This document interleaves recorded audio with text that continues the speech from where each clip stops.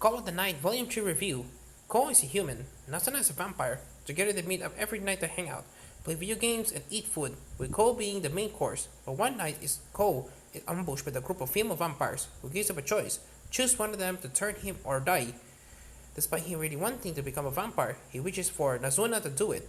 But the girl shares a crucial detail that Nasuna conventionally left out. There's a time limit for when a human can become a vampire, but it's long enough for Ko to fall in love with Nasuna, or with a ticking clock to his death.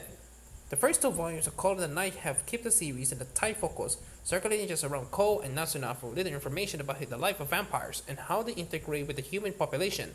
So the third book rips upon the small world they're in and gives the audience a splash of new information. We get a flood of ER from how vampires interact with humans and more about this world's rules and what vampires are, including the small but great example of shows don't tell when it comes to how vampires survive a battle and whether they have weak healing abilities.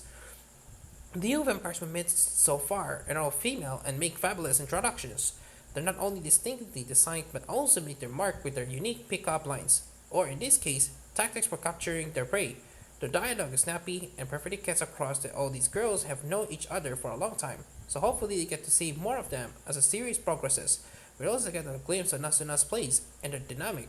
Nasuna is an aloof, cool, isolated vampire, a trope that is very popular with human audiences, so the fact that she's not popular with her every liked by the vampire gang we met allows for some good comedy. This is explored further in the third story, leading to this volume with one of the newly introduced vampires, Sari, and how she on the surface seems to be playing in the role of a typical vampire.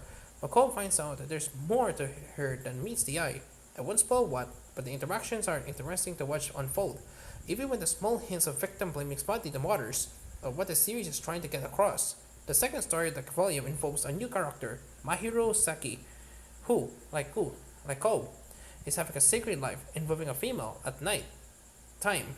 It's heavily hinted at his companion being a vampire, but the difference is that he has a healthy, well, at least healthier, dating life than Ko does. Mahiro is popular, sociable and upbeat. The story is currently being played on the outskirts, being seen Ko interact with more characters from his old life, as well as seeing the bleed into his new life as an interesting idea, hopefully to come into play more later on.